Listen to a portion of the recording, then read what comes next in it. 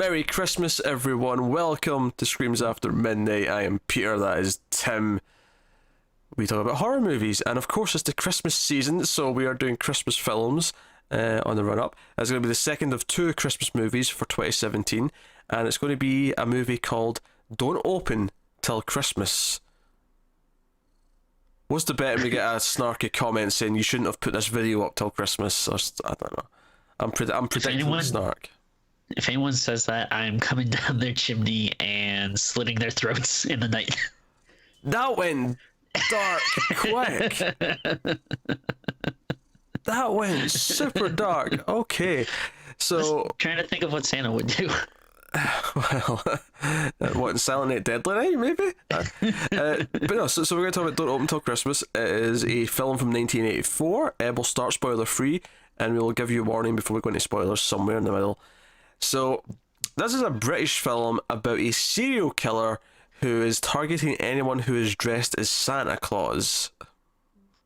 It's not bad. It's the opposite of usually we get. It's a killer Santa in this movie, but in this movie, Santa's the target. Yeah, anyone who puts on a Santa Claus outfit, even if it's only slightly a Santa Claus outfit, if it's just a jacket, they still get targeted, and that's kind of the movie. And we have like the inspector who's investigating it. We have someone who's the daughter of one of the victims who is very sort of trying to help investigate it herself. The movie, for the most part, though, it keeps randomly cutting to more victims. Honestly, this has actually got one of the highest body counts of any like slasher movie I've ever seen. We see a lot of Santas get killed in this movie. Oh yeah, there's a lot of it. But that's the movie. So Timmy. Yeah. Did you enjoy Don't Open Till Christmas? Yeah, you know what? This was surprisingly okay. I didn't love it. There was some of the kind of tropes of slasher movies that I just wasn't crazy about, and basically I like all of the killer stuff I loved, and like you said, there's a lot of it, and it's pretty cheap, but it was still like there's some good special effects and interesting and different kills. Cheap and nasty. There's some pretty silly ones. There's some that are more straightforward. I mean, there's literally one just shooting someone in the mouth, which is really weird for a slasher villain. But a lot of the rest of them are a lot more what you'd expect. Some of them are especially goofy. Some of them are a bit more just your typical blades and blades to the head and that kind of thing.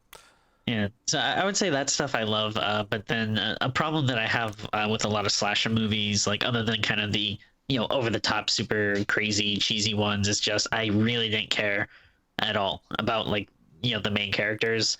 That stuff was kind of boring and dragged for me.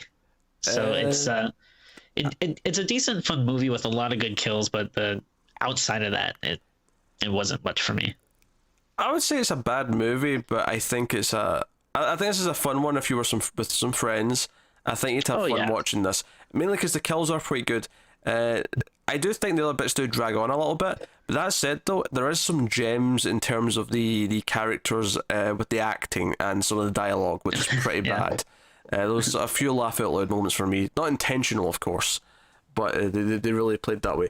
The acting is not great in this movie. It's just really rough. And oddly, one of the main characters, the Inspector Harris, he's actually the director of the movie as well. Oh, I didn't realize that. Yeah, so it's a passion project for him. For Mr. Edmund Purdom. Oh, pardon me. Oh, I'm having hiccups and burps at the same time. It's all going down now. But yeah, so that's the movie. I think the investigation stuff is kind of dull. It's actually it's really obviously one of two people very, very early on in the film. And when they do eventually reveal the backstory to these characters, I honestly didn't understand it quite at first. I had to kind of piece it together because it's not the most clear flashback in the world. Which, by the way, comes at a really late time in the movie. It's like, I actually checked the amount of time that was left in the movie when this flashback was playing. There was 2 minutes left of runtime. Yeah. Including credits. It kind of comes out of nowhere. Like, I was kind of surprised because I didn't think we were going to get much of anything about the killer. Like, I thought it was just going to end up being kind of a, just random, crazy person. But, you do actually learn some stuff. let's say I guess like the inciting incident that Yes. leads him to become a killer, though that made me laugh a lot. And I don't know, maybe I'm crazy, but um actually I'm not gonna say anything until we get into spoilers. But there's something I want to talk about. Okay, Spoilers, okay. but Yeah, no, right, no, sorry. we'll dig in. Yeah, acting's ropey. Kills, I mean, I wouldn't necessarily look good per se, but they're trying for gory things, and they're kind of fun because of that. Oh yeah, like I think it's nice that they're like pretty inventive. Like you don't really see the same kill twice. Like it's not just everything is just him stabbing someone. It's like they get pretty varied, and so I think that's what kind of keeps it fun and lively. But yeah, it definitely didn't seem like they were working with much of a budget. Yeah. Yeah, honestly, in terms of spoiler free, there was not much more we can say. I feel like that's basically the gist of it. Actually, sometimes I actually kind of like the music. There's a sort of, I mean, it's a little bit generic, but there's a good sort of synthy music thing going on at times. It almost starts off sounding a little bit like Jaws, but then it like has more of a John Carpenter kind of thing that kicks in. But it's okay. Yeah, it's not a great movie though. I wouldn't necessarily race out to like track it down. Which, by the way, it was a bit of a pain tracking this one down. This was a bit more obscure. Yeah, I think there's a reason why it's not a holiday horror classic. Like it doesn't stand up to your Silent Night, Deadly Night, Black Christmas, or Christmas Evils. It's but if you're in the Christmas mood and you've kind of seen all the those usual ones and you want something a little different, it's a fun watch if you can find it. But yeah, but definitely a bad, necessary. cheesy fun watch, not a good fun watch. Yeah, it's definitely in that side of the fence. Like no one's saying this is actually high quality stuff. Yeah. So with that said, I think we'll do spoilers. So full spoilers for the movie. I have a lot to say about a couple of things actually. So other than a couple of random kills, we have one main kill at the start. We're at this Christmas party, and this guy is getting ready to go out dressed as Santa Claus, and his daughter's there, and when we say his daughter's like 25 or something like that. She's an adult, and she's there with her boyfriend. And so they're Kate and Cliff, I believe, are their names, and they're getting all ready. So we're introduced to this character, and I'll be honest, I did not see this coming. This murder that happens while he's in front of the entire audience, and he gets stabbed from behind. Cracks me up. But this is how we sort of learn that this is a Santa serial killer. Someone's killing Santas, and.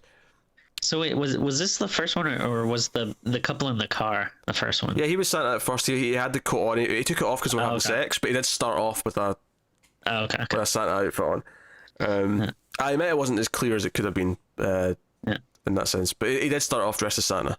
So it was there. So he doesn't care if you take the Santa outfit off. Once you've worn it once, you're marked. You're marked for death. But. The inspectors come over and talk to her and talk to him. They're a little bit suspicious of Cliff, the boyfriend, and whatever the rest of it.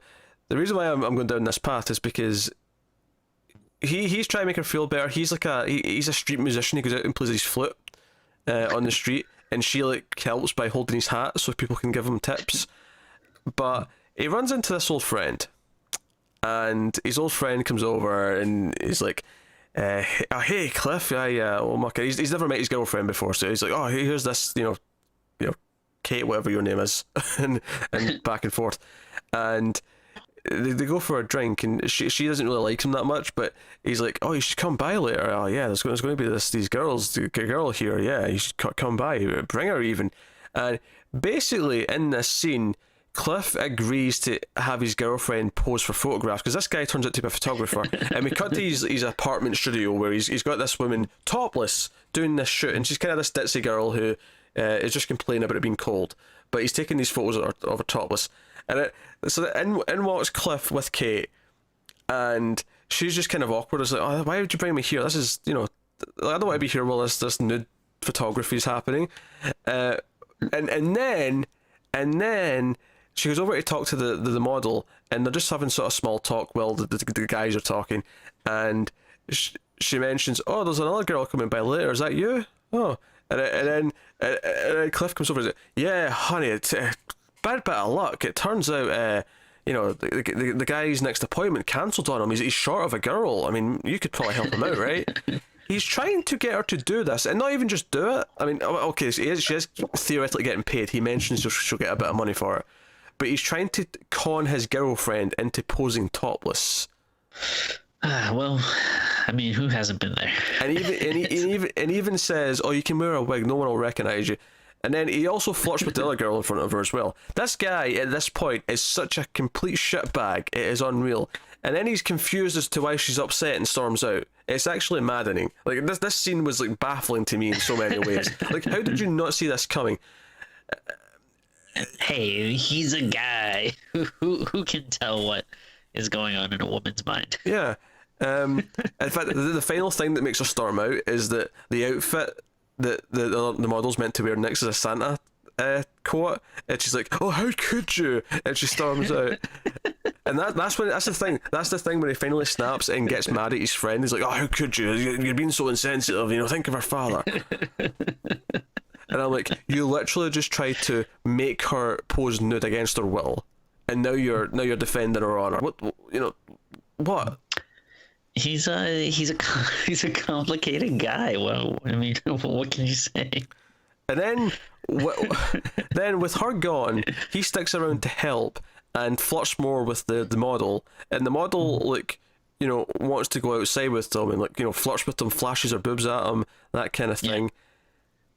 And then there's a really bizarre moment here where there's two police, there's a policeman and a policewoman just walking down the street looking at them, and then for almost no reason they decide to start running away as if they've been doing something really wrong. Well, he says something like along the lines of oh no, there's police there. They're gonna think we're gays, and then yeah, that was the line. Oh shit! Yeah, that was the second slur, we'll say. Yeah. I mean, you can use the word gay, of course, but the way this was used was very of its time. It was very. Oh yeah. This was a very negative connotation. Oh, they'll think because she's wearing a Santa coat. So they'll think we're a couple of gays. Like that is his line, and then he starts running. Like he's so scared of that thought. And I think she turns around, and then I think the police even say "Oh no, it's just a woman." It's oh, that's not a big deal or something. Then of course she runs as well, and then runs into the killer. But the killer doesn't kill. The killer actually, he examines her boobs and is like, "Oh wait, you're not a man. You're not a real Santa. I don't have to kill you." Yeah. And turns around and walks away. That's a scene in this movie. It is baffling. Yeah. Baffling. So it's very weird because this was in the 80s, so it doesn't feel like it's that long ago, but was that still a thing in the 80s? And it's you couldn't be gay in public? Is that, I don't know, that feels like such an antiquated thing. It is. I don't know. I'll be honest, Tim, I wasn't alive in the 80s. I can't speak to any great I mean, I was born in 89, but I wasn't exactly around to experience the culture. I feel like the gay movement, if you will, was on the uprise in the 80s. With I'm thinking of Frankie Goes to Hollywood, and I'm thinking of, the music scene was kind of propelling it a little bit, I think, in the 80s. But I think it's maybe just a case of where you were and who you talk to. Clearly, the characters here, maybe the director has some views on the subject that were a bit old-fashioned, and we ended up with that. Because earlier on in the movie, when he's talking to the dad who gets killed, he says, "Oh, he looks like a jolly old gay something or other." He uses it there as an insult as well. So there's a couple of that in the movie. Yeah. Unfortunate. So I'm trying to think of some of the kills that I enjoyed. The one that kind of the barbecue one cracked me up. That was the first one I was going to mention. And it's worth mentioning, other than the one or two of them, most of them are literally just it'll cut to a random drunk guy who's dressed as Santa, and we'll see a death scene, and then it'll cut back to the plot. It's all, as much as we need some Santa kills, it just keeps doing it throughout the whole movie to the point where we've got 20 of them, and it's man, that's a lot of Santas. Correct me if I'm wrong. I mean, maybe I missed something, but at any point do the police say hey, maybe we should issue a warning for people not to dress up as Santa? They don't know. In fact, they just sort of sit in their office and complain wow, there's going to be 100 Santas across the town tonight. It's Christmas Eve. Seems like maybe you could make some type of announcement or something. Yeah, because it's a pretty easy thing to avoid. There's no test to that. And obviously, the inspector himself is actually one of the people we're supposed to think might be the killer, because he's having a hard time with his like superior, to the point where his superior cracks some stupid joke about, oh well, it's only Santa's, maybe we can just sort of ride this out till January and then we can just look forward to it happening again next year. So that was a funny line. But no, there's one where a Santa actually runs away from the killer into a concert, and he goes to the bathroom in the stadium, and the killer cuts off his dick while he's peeing. So that's one. And then it looks like it almost kind of seems like he continues peeing, but it's blood.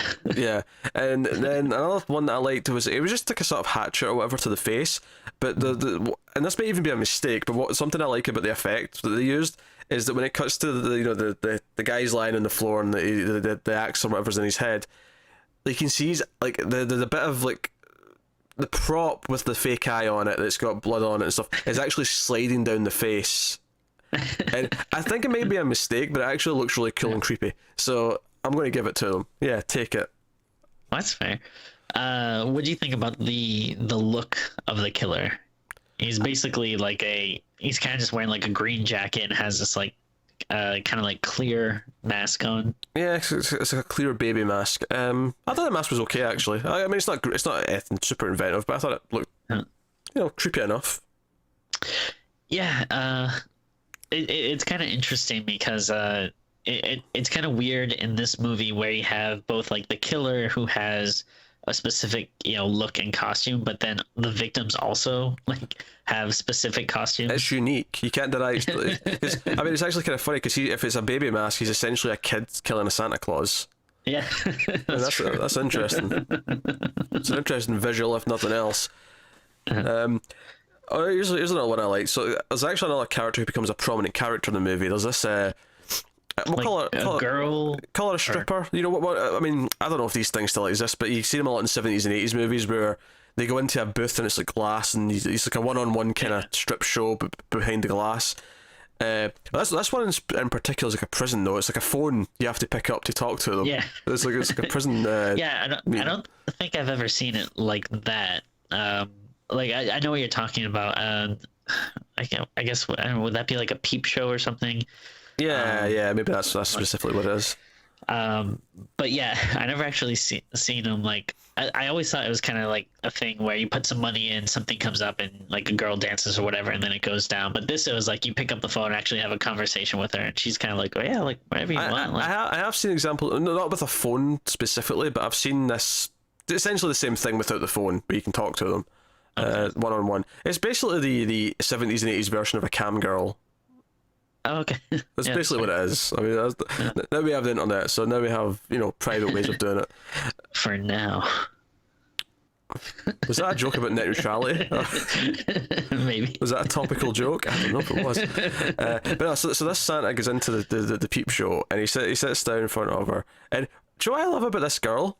She's at this job, but where she's supposed to be, a stripper, sexy, kind of semi-prostitute or whatever, and she's just wearing a t-shirt. And I thought that was like I was like, usually like they'll have them wear something slutty or whatever, but she's literally just wearing a t-shirt, and I thought that was kind of funny. I liked it though. That would be, if I was in that situation, that'd be the person I'd want to talk to. I feel like it's less intimidating. Sure. Look at your phrasing there, like you've not done this before. Like, oh, if I was in that situation, that's who I would want to talk to. I mean, not in terms of like women, but like when you go like to like a petting zoo or something, you have like a bunch of like stables with like. Did you just compare a peep show to a petting zoo? That's what you just did. Well, that's kind of like the best example I can think of is like, if you go to like a petting zoo or a puppy place and you get to pick out like which animal you want to pet. I specifically enjoyed the rundown of our pricing structure at one point. She's like, £5 for boobs. Because remember, it's set in London, so just in case you're wondering why I'm saying pounds instead of dollars. £5 for boobs. I thought you were going to say like there's some different word for boobs. No. There's lots of words for boobs. Flapjacks. Tatty Bojangles is one of my favourite terms for them. Oh, Jesus Christ. But it was like £50 for everything off, and then £50 anything goes. But the part I liked the best though is at the end. She's like, on your side of the glass, whatever you do is your business. I'm like, okay, all right, okay. But so the guy who's talking to her, though, the Santa Claus, he's like really dense, and he's asking all these weird questions, like, oh, so why? So do you doing this long? He's making all this weird small talk. He feels so awkward. Like I don't feel like he's ever been here before, because he seems like he doesn't know what he's doing.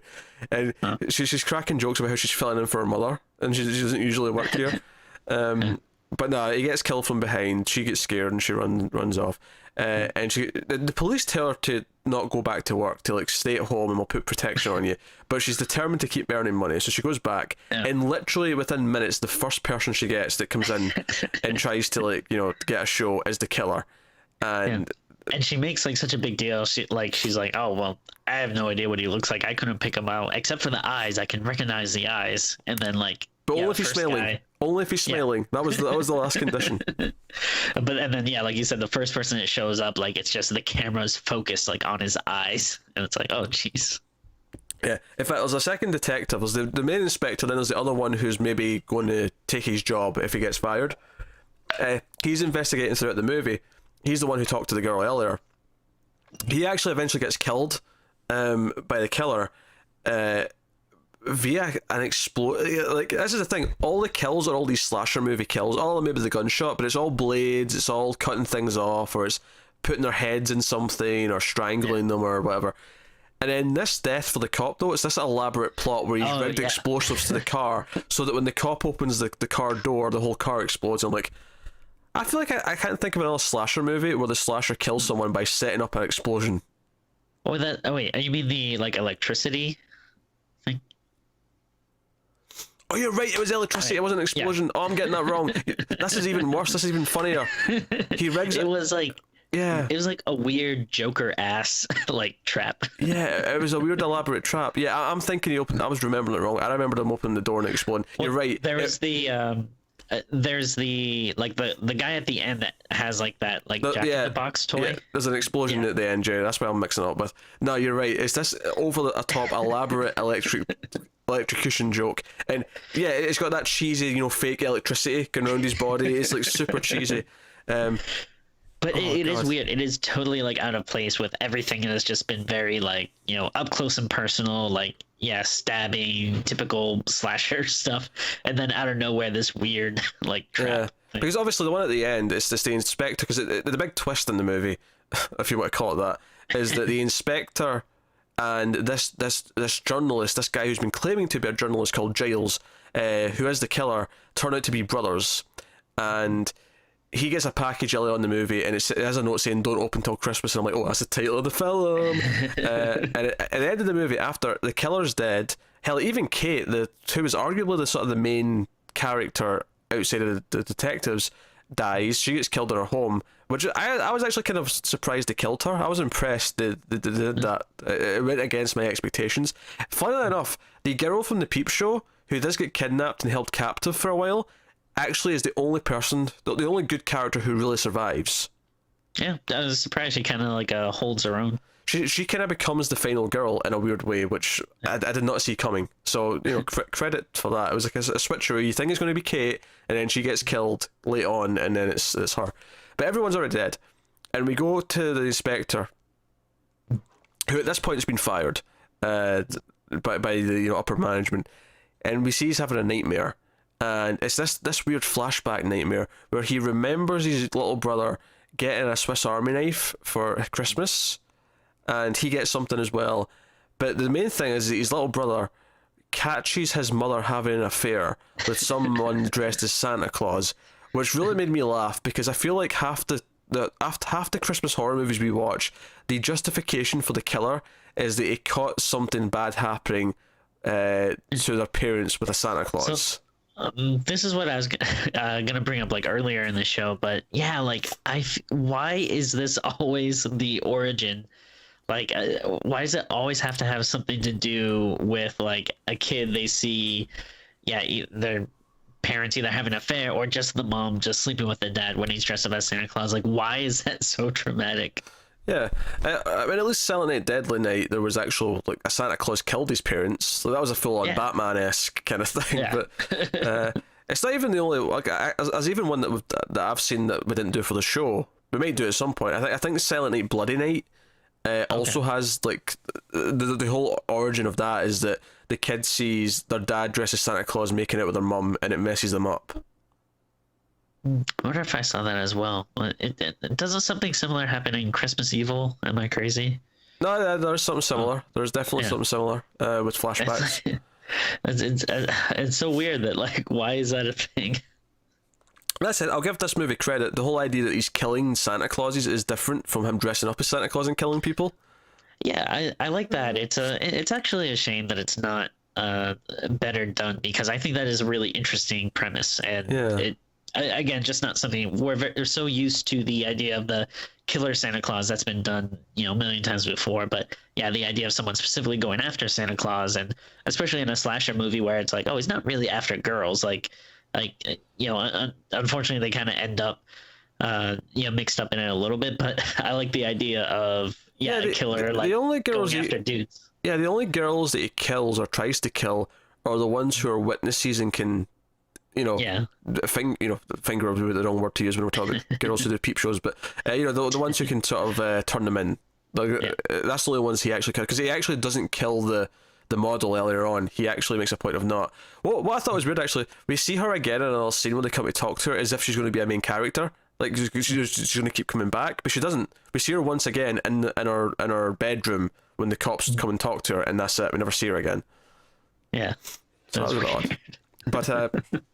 But yeah, so he wakes up from this nightmare at the end, the inspector, and it's Christmas morning, or it's past midnight at the very least, and he opens this present, and it's a little music box with a Santa spinning around playing some music, and it's from his brother, and it explodes, and that's the end of the movie. So I do think the movie has some balls, because not only does it kill the girl who I thought was like the main final girl and gives it to someone else, it also kills the inspector character. Actually, the killer gets away with his plan, even though he dies. But he does what he wanted to. He succeeds.